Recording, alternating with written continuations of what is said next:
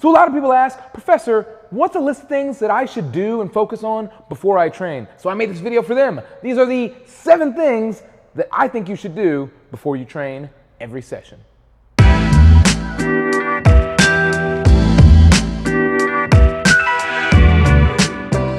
Hey, what's up? First degree black belt and head coach of Aces Jiu Jitsu Club, Professor Mikhail. And this is a really important concept. What do I do before I train to maximize every session? If I really want to be purposeful and aggressive and intelligent about my training sessions, maybe you can only get 1 or 2 sessions a week and because of your schedule, and you want to you're like, I'm gonna make sure I get the absolute most that I can.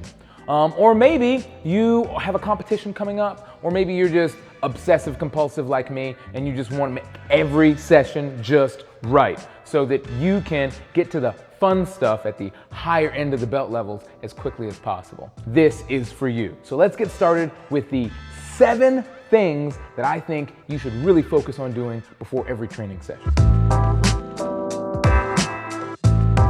Take a moment for yourself. One of the things you absolutely do not want to do is bring all of these issues that you had off the mats onto the mats. A lot of people have this misconception and they think that jiu-jitsu is all physical, or which is kind of ridiculous. Or they say jiu-jitsu is really mental, but then as soon as they get on the mats, they just go ham physically. It's important to make sure that you wipe your canvas clean, right? That your mind is prepared and ready to accept a lot of new information, to be sensitive to whatever the other person is doing, and to figure out what works best for you. These are the things that you should be focusing on. It's hard to focus on these things when you have all this other stuff floating around in your head. That is why before I train, I turn on some music or no music. I'll just put on headphones sometimes with nothing going on, so I can kind of clear my mind and focus on what I'm gonna be doing. Remember, this is a time for you.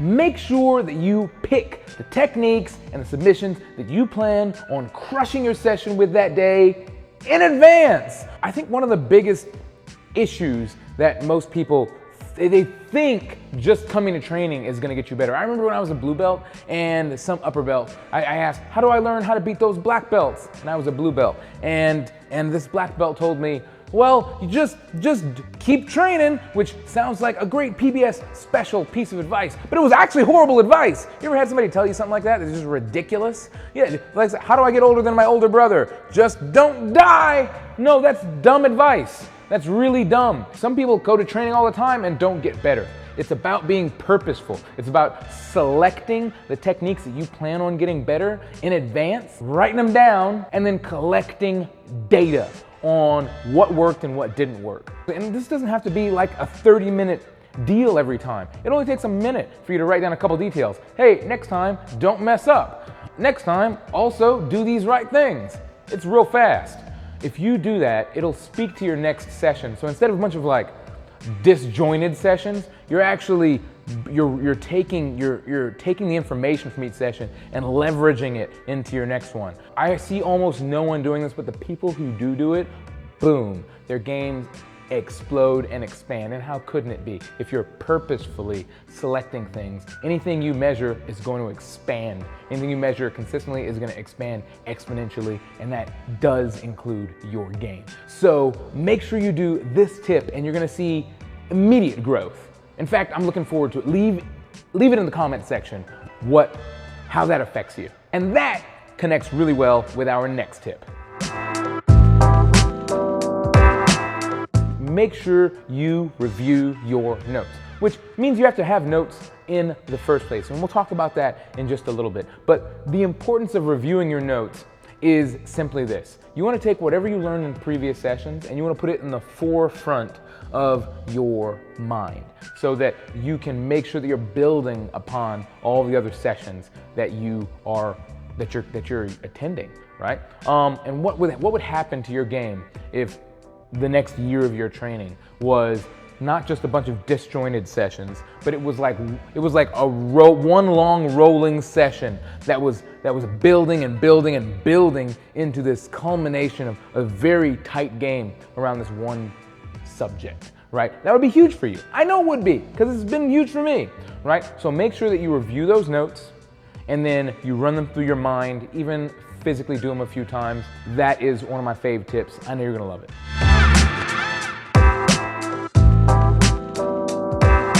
Dynamic stretching. I cannot punctuate enough the importance of dynamic stretching versus static stretching. You'll hear me talk about it over and over and over again for your immediate performance inside of the session, but also for your long-term health. Because rule number one in my mind is don't get injured when training, and making sure that you exchange static stretching for intelligent dynamic stretching, which maintains appropriate tension and while preparing your body to be able to explode and be put in some awkward positions that you're definitely going to receive and see and put other people in jiu-jitsu.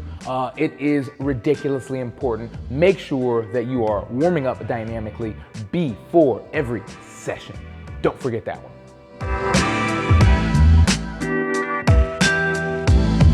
Communicate with your partner. It doesn't have to be like what you had for lunch or a dream you had last night. That would be ridiculous. It's really important when drilling to make sure that you have tight communication in order to get the most out of each session, right? Particularly when drilling, you should be communicating when you feel like a technique is falling apart, or when you feel like it's turning on, in order to make sure that your partner can get the most out of their session, and inversely, when they communicate with you, you can get the most out of your session. I cannot punctuate what this will do to your drilling if you have a partner who communicates really, really well to you. So instead of you grasping at straws to try to figure out, am I turning this on at the right time? Is this leverage turning on the right time? That you get it, you're dialed in because you have a partner who is communicating exactly when these things are taking effect. And that leads right into our next one.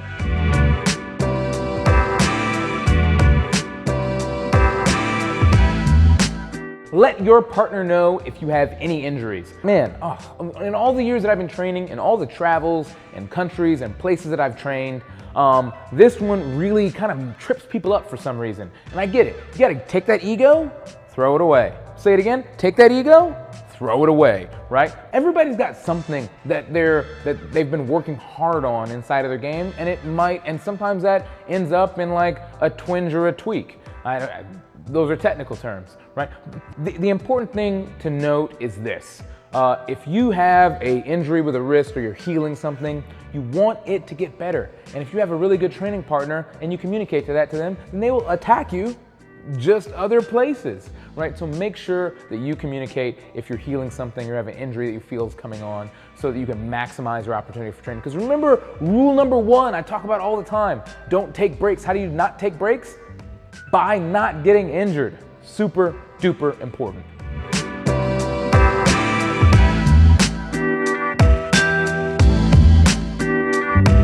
Let your partner know if you're working on a particular part of your game.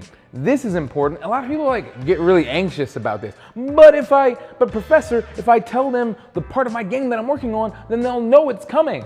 Cool. Wouldn't you like to have the level of game where they know you're putting on that triangle, or they know you're setting up that sweep and you sweep them anyway? And wouldn't it be awesome if in your roles with your favorite frenemy or training partner that you were challenged in a way that you had to make it happen even though they knew it was happening?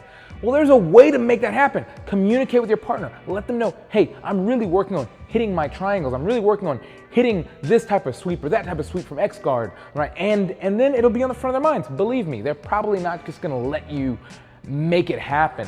But now you'll have to create more interesting, intuitive, and intelligent entries and transitions inside of that, because you created the opportunity for yourself to be challenged. Don't take the easy way out. What kind of black belt do you want to be one day? Do you want to be the kind of black belt that takes the easy way out, or the one who creates their own universe every single roll?